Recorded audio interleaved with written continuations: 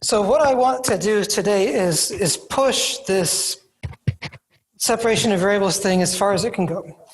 So we have shown, or at least as far as it can go in our context. So we've shown how to do separation of variables for heat equation and for more or less for wave equation. I mean,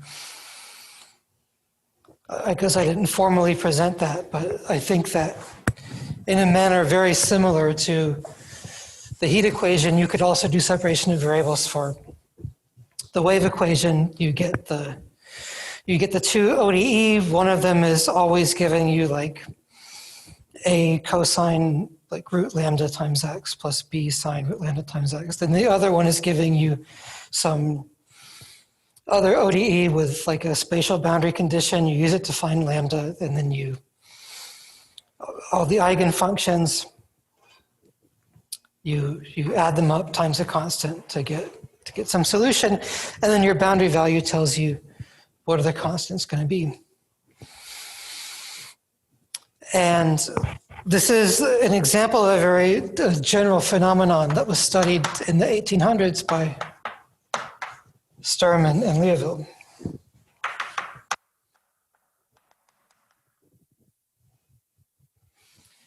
And what is this all about? So you want to solve the following PDE. So you want to find UTX that satisfies partial with respect to t equals some function p depending on x only times partial u of x, and take the derivative with respect to x, minus some other function q depending on x times u. And here we're on some interval that x is going from a to b, and t is bigger than 0. So you want to solve this PDE. And you want to try separation of variables. So separate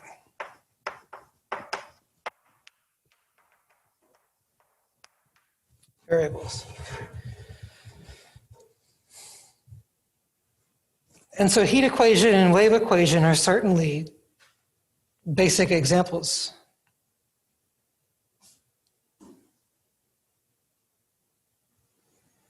Well, heat equation is certainly a basic example where you take P to just be equal to constant K, and you take Q to be equal to 0.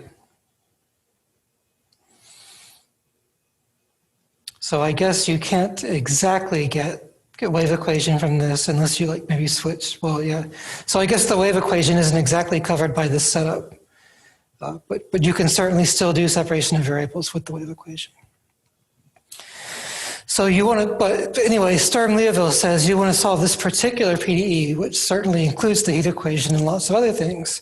And you want to look at the following boundary conditions. So you take alpha 1 times u of at plus alpha 2 times u sub x at at. So these are your conditions at the left endpoint, and that's going to be 0. And then you have conditions at the right endpoint, beta 1 u of bt plus beta 2 u sub x bt. And that's going to be equal to 0. And you also take the condition that u of x 0 equals f of x at the initial time.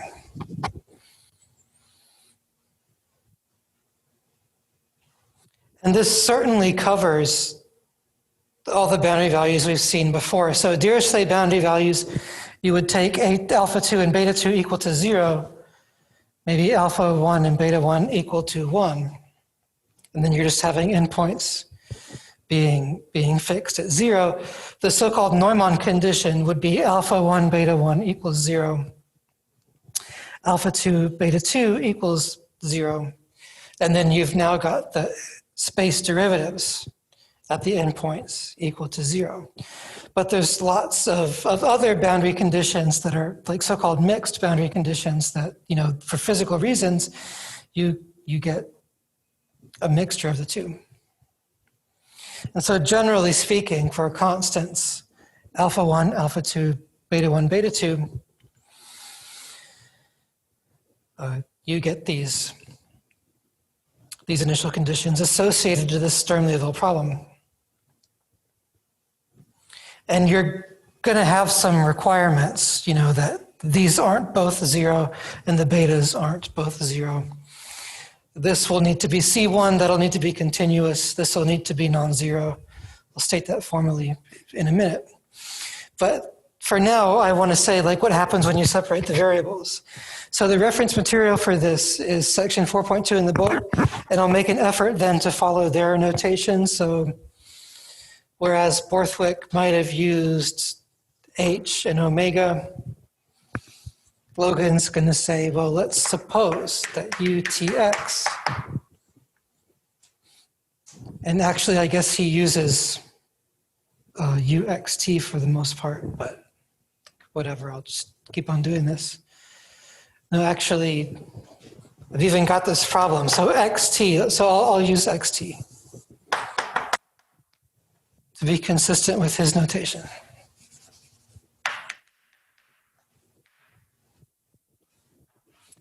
And say you've got a product function, and in this case, I'll use y of x, g of t.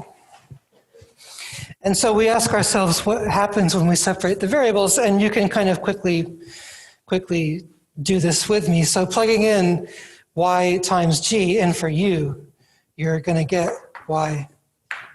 We know this game now, right? So u sub t is now yg prime. And then I get function p, suppress the variable for the moment, then u sub x is now going to be y prime times g. And I'm taking the derivative with respect to x. And which is just going to give us, but I guess we also have this product rule thing going on. So I'll just leave that as it is for now. And let's add to it q times y times g, but yeah, sure, let's expand that out. So this becomes p prime y prime times g plus p times y double prime times g plus q.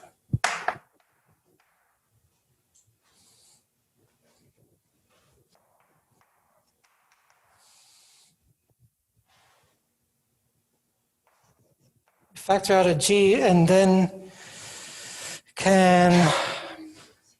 let's see, so can I rewrite this as p y prime prime? Did I get that right?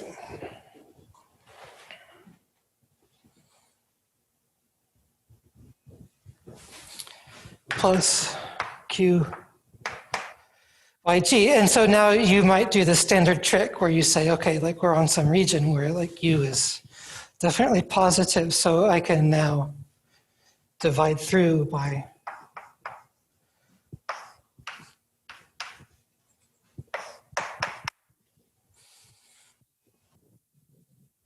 giving us that g prime over g is equal to py prime prime over y plus q. And so now you know the drill. So this is a function of t, that's a function of x only. So since since one's a function of t, one's a function of x and t are independent of each other. Therefore, both sides have to be equal to the same constant, which we'll call minus lambda.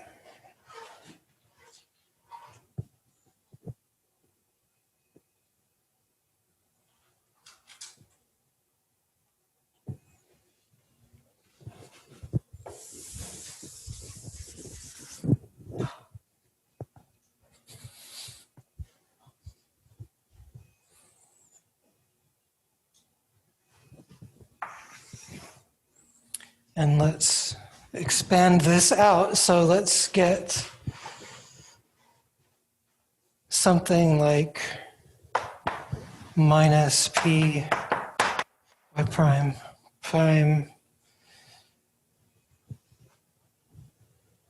equals to what?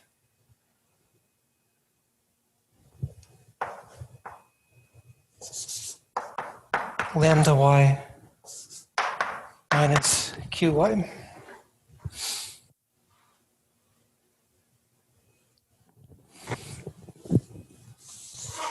Is that the form that I want to write it in? Cool. And then these boundary conditions just plug in yx g of t, and so you'll see these are really conditions on y of x, right? So the initial condition that you get is something like alpha 1 y of a plus alpha 2 y prime of a equals 0, and you get beta 1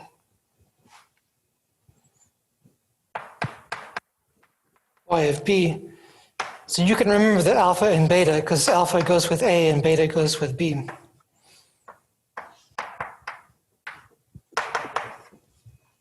Equals 0. So that's how these initial conditions will translate to the spatial part, like just like we saw in our initial example. And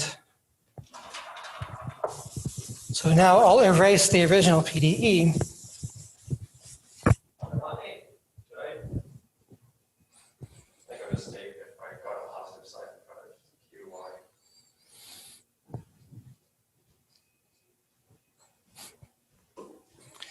So I'm bringing Q over here to get negative lambda minus Q.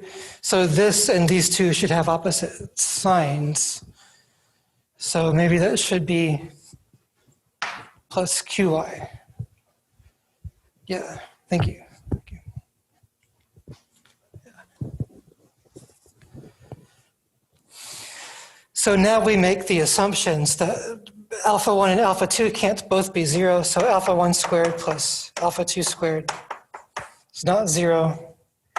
Beta 1 squared plus beta 2 squared are not 0. Let's make the assumption that p of x is not 0 for any x. And p is what we call a C1 function from a to b, meaning its derivative exists and is continuous, and I'll also ask that q of x is continuous. And formally, the issue of solving for all lambda with these conditions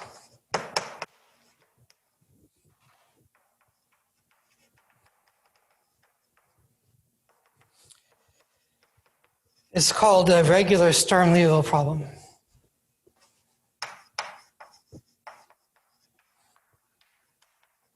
So SLP for Sturm-Liouville problem.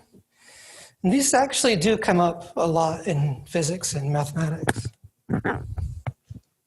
You even see them in geometry, sort of popping up out of nowhere. So this is an ODE problem. So this next part of a couple of days will be ODE studying this equation. Although it's not exactly ODE study because this lambda is unknown to us and we want to find it.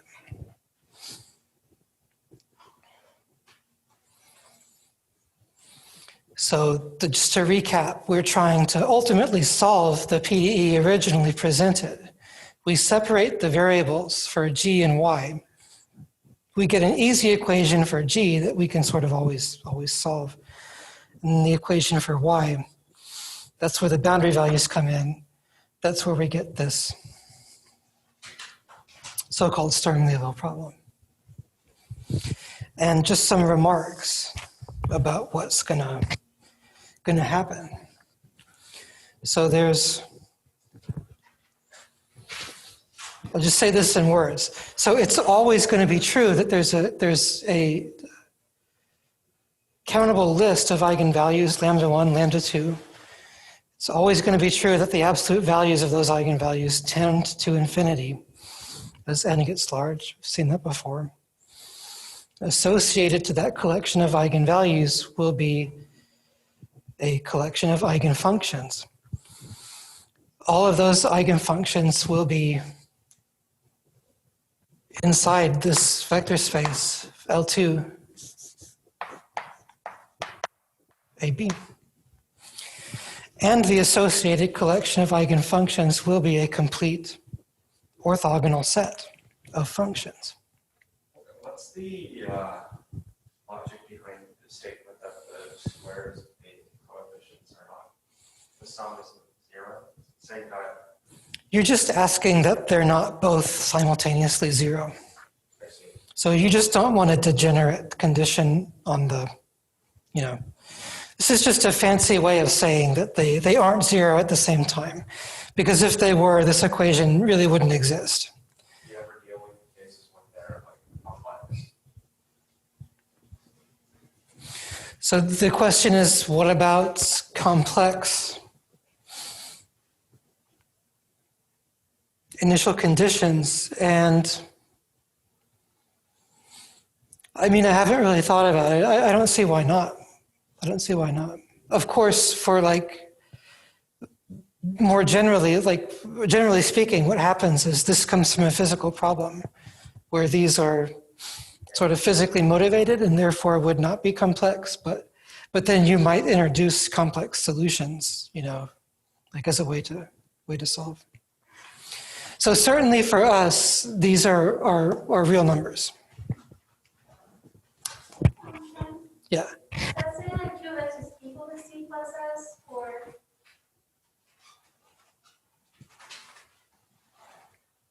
Q of X is continuous. CTS continuous. Yeah.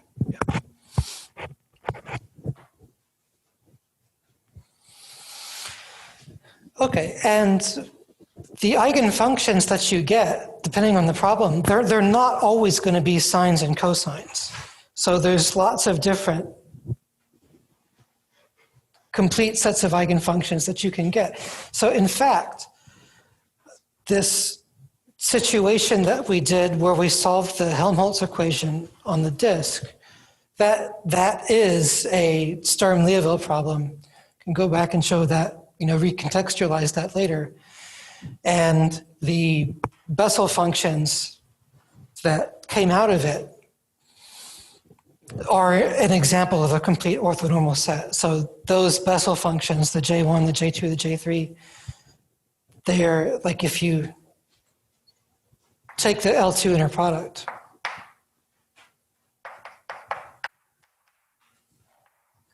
you'll get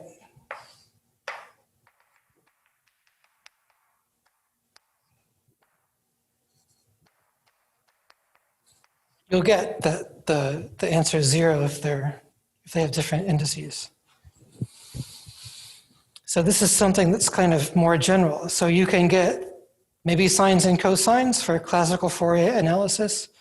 You could get maybe Bessel functions as your answer, but this is an eigenvalue problem. The eigenfunctions, there'll be a list of them, they'll be orthogonal, they'll be complete. And so that's very good because then you can have a chance of adding up infinite number of solutions and then solving the problem with separation of variables. Okay, I'll do a quick example just to bring it into the region that we're familiar with. So if I take minus y double prime equals lambda y, and let's take y prime of 0 equal 0. y1 equals 0. Maybe this is familiar from the test problem. So this is an example of a Sturm-Liouville problem with p equals 1 with beta 1 and beta 2 equal to 0.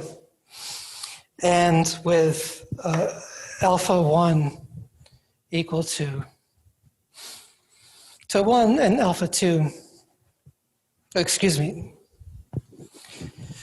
this is alpha 1 equals 1 and beta 2 equals. This is alpha 2 equals 1 and beta 1 equals 0. And in that case, they're not both equal to 0 for either one. So this is a regular Sturm-Liouville problem. So that's maybe even your first mini exercise is given something, can you determine whether or not it's regular Sturm-Liouville? And I can ask you to find the eigenvalues. And since this was a test problem, I'll just skip to the end. The eigenvalues are pi squared over 4 times 2n plus 1 squared.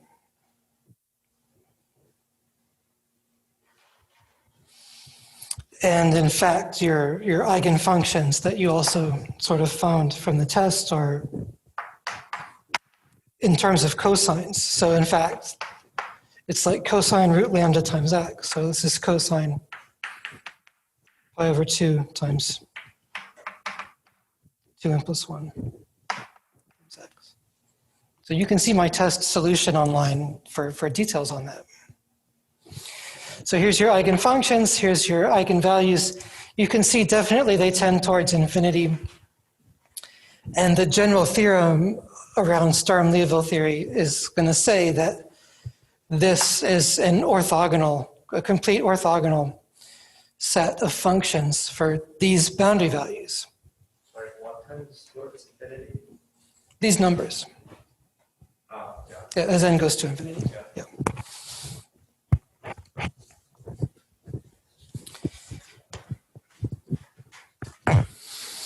So if you then wanted to solve, say, like an original PDE that produced this Sturm-Liouville problem, you'd have your, all these lambdas would also go back to give you like your g of n, like your e to the I theta or whatever. And then you're multiplying by each y sub n, and then you've got a Fourier coefficient.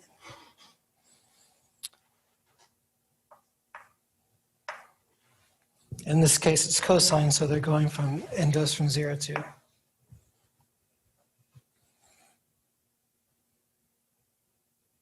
infinity. So you look for solutions that look kind of like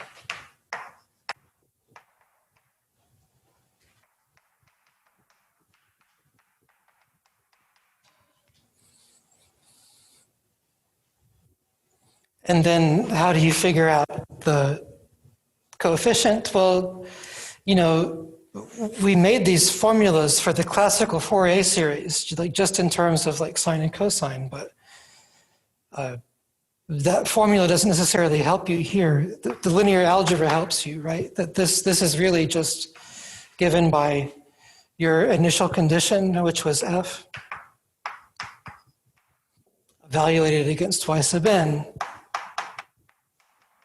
Right, so the Fourier coefficients always have that form. So this is like integral of f times y sub n divided by the integral of y sub n squared, going from 0 to 1. So that's just if you wanted to promote this into solving the problem with separation of variables. But I'm not always going to say that every time. For us in this section of the text, we're really interested in focusing specifically on the Sturm-Liouville problem to find these eigenvalues and eigenfunctions, and then we put them together to solve whatever problem we want to solve. And so we've got some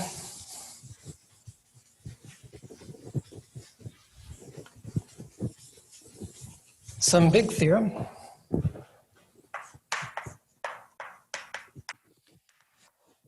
And most of this will have to be left sort of unproven. I mean, we're going to kind of do examples, and this theorem will just show us that the examples that we do like will work out. But like, we're not going to use the theory part of this too much. We're just going to use this as a guide to tell us our examples are going to work out. I can prove a little bit of it though. So this theorem says consider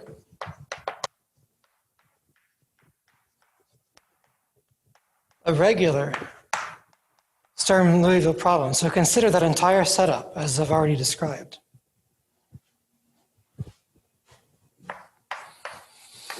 Then there exists a sequence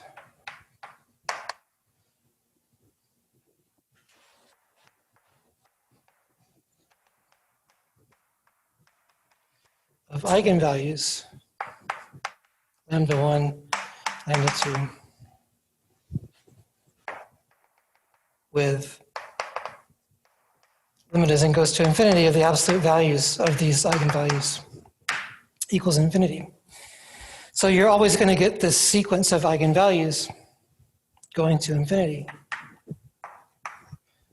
2, the eigenfunctions are going to be an orthogonal system. Eigenfunctions are given by y sub n. So a solution to this problem, like y sub n solves this with lambda sub n, being the eigenvalue. And so this is going to be equal to 0 if m is not equal to n. Remember, this is the L2 inner product. So this is that. And we've seen examples of that with the sines and cosines, and the Bessel functions are also examples of that. There's lots of different orthogonal systems. If m is equal to n, it's just some constant. Yep. And 3, moreover, so this is going to give you a complete system. So this is complete.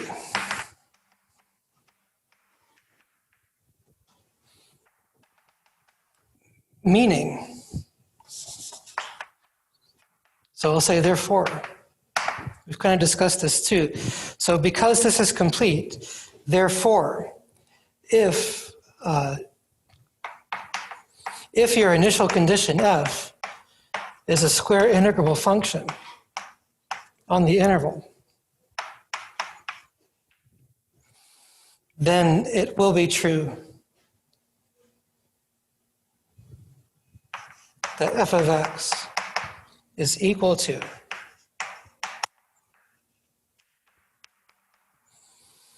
its Fourier series in the mean square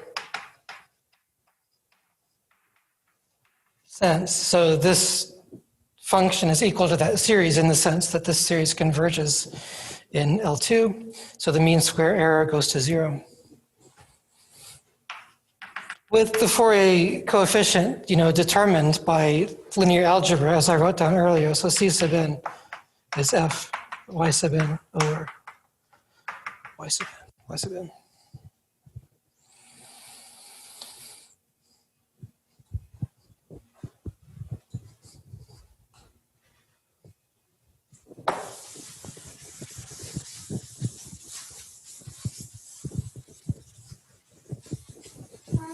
Yeah. And the summation that you wrote earlier, what would be our effective one? When it's not the sum from n equals 0 to infinity of Cn, Gn, cosine? Like in the example earlier, what was f of x? Yeah, is what? Yeah, f of x came from the original uxt with ux0 equals f of x. And so in order for a separation of variables to work, it has to be true that f of x would be satisfying this equation. Because when you plug in t equals 0, to the infinite sum, like you end up with just that. Right, but when we're doing the sum of all the solutions, the CNY and GNs, Yeah, and we're trying to find the coefficients of that, which is L and which is YN. it's what I've explained. So if I understand your question, like if you've got this,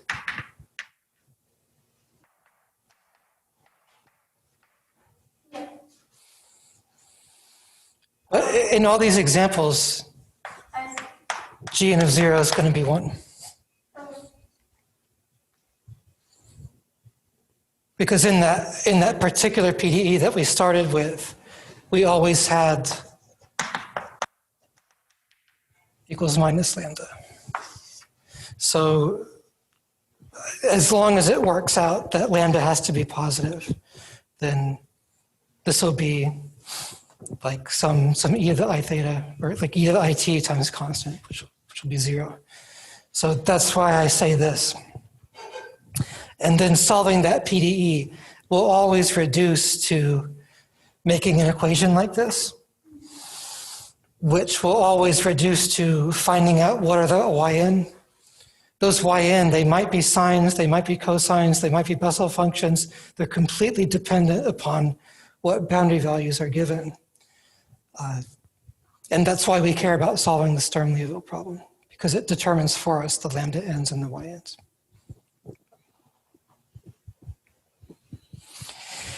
So,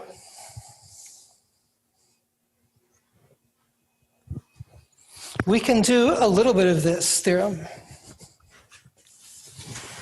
And I prove a little bit of this theorem not because it's interesting, but just because the techniques that we use are really interesting, and they're kind of a tour de force of linear algebra and vector calculus.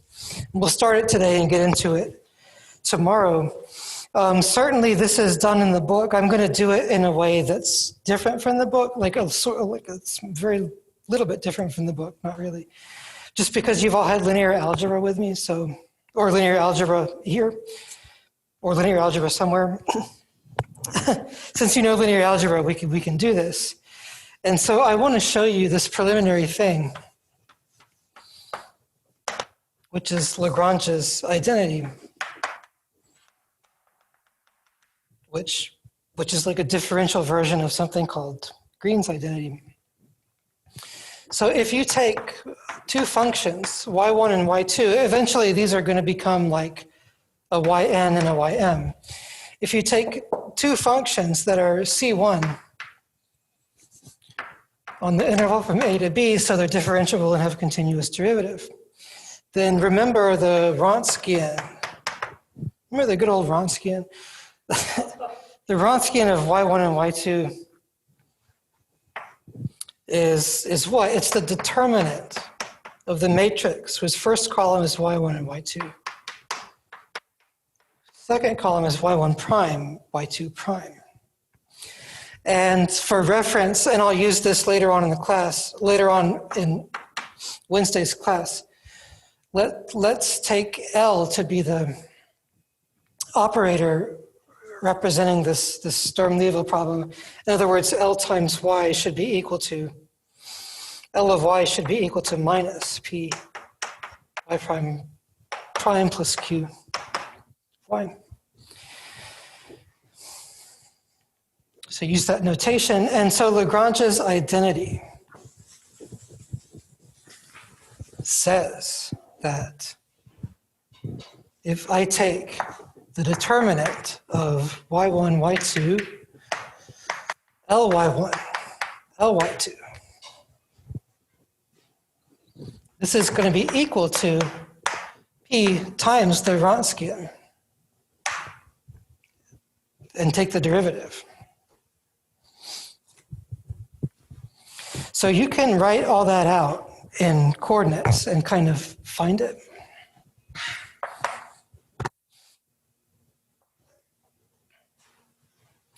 So what's this? I can put the p on any part of the determinant that I want. So I'm going to put it against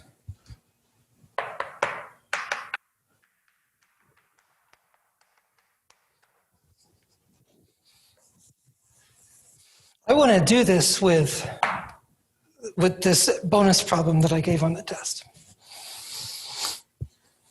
So you know that determinant is, linear in each row and column separately. So P times determinant is the same thing as determinant of P times one column. If you don't believe me, just work it out and you'll see the P factors out. And you take the derivative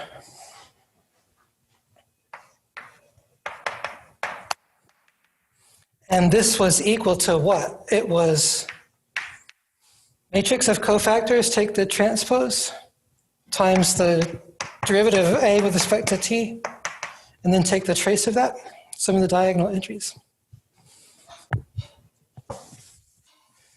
So if you do this,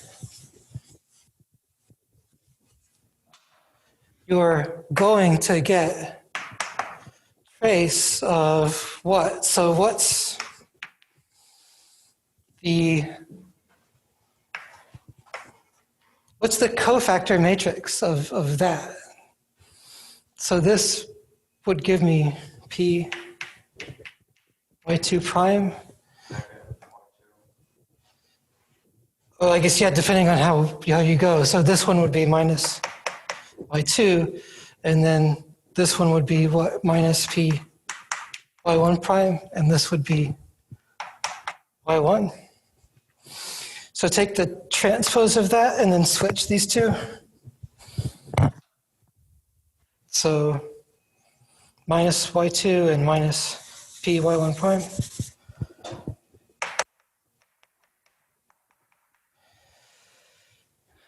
And dA dt, so in this case A is equal to this matrix, and so dA dt is just y1 prime, y2 prime. I'll do this without the product rule because I think that might be useful.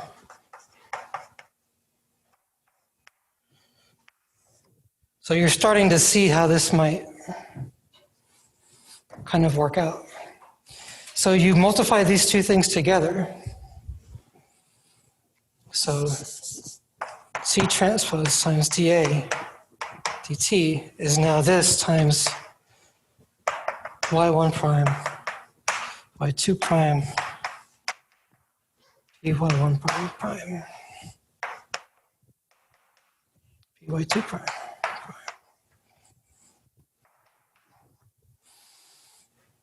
I only need to multiply to get like this term and that term because I'm going to be taking the trace. So the term in the 1, 1 place is this row times that column. So P times y2 prime times y1 prime.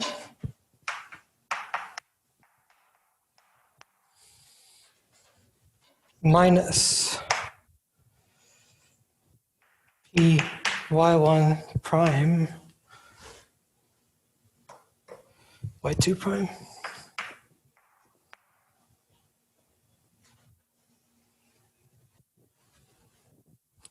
Why am I getting 0? Because it's P y1 prime times y2. Excuse me. So these two plus those two. And then second row, second column gives me second row, second column gives me minus y2 times P y1 prime prime, and then plus y1 times P y2 prime. Prime. So the trace of this matrix is the sum of those two things. So this is trace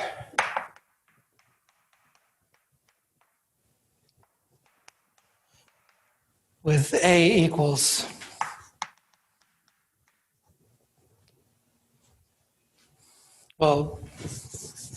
Wronskians to the determinant. So A is equal to the matrix, inside there, and dAdt is equal to that. So leave that as it is, and then add these two things together. So what do you get?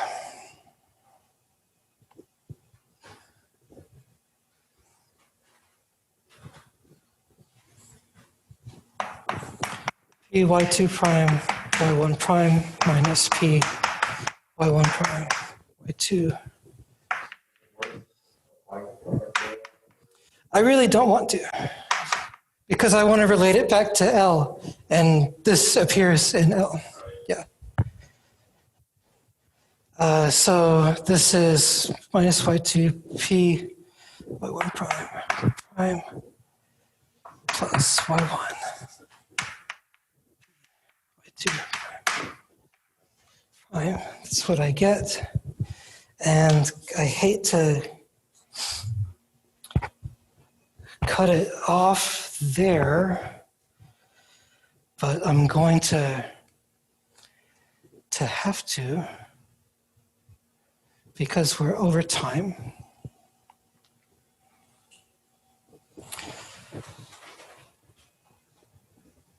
I'm going to argue that this part's 0 and that part is this part. But I can't do it in front of you right now because we're out of time, so I apologize for that. So I encourage you to finish it off.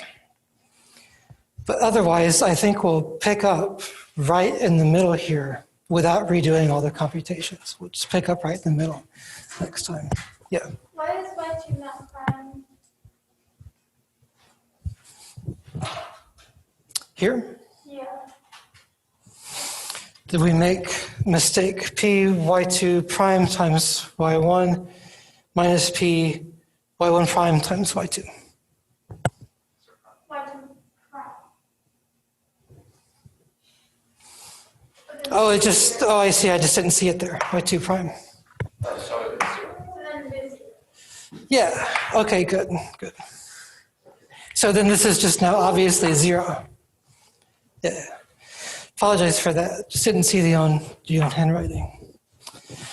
And so what'll happen is just replace that with Ly minus Qy.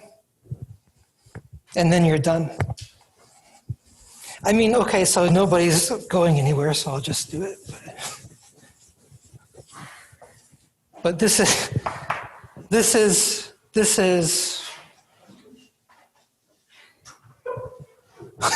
what's so funny? This is y2, this is P y1 primes, right? So this is Ly. This is L y1 minus Q y1. And this is plus y1. And then this one will be L y2 minus Q.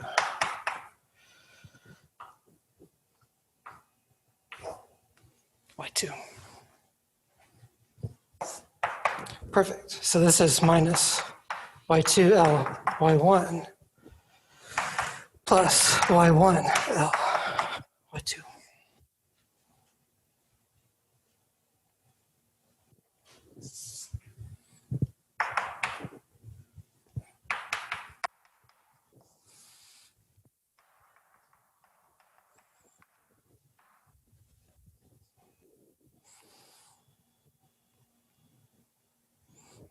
You don't have to do it with all this fancy rigmarole and formula for a derivative of the determinant, but I did it this way just so I could show you.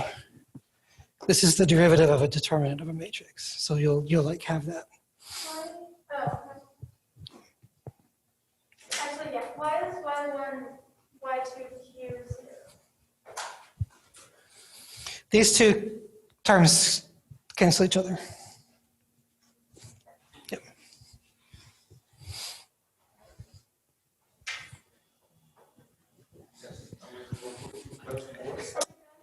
So that's, yeah, leave quickly. Thank you, everybody. Sorry for going over, and have a good day.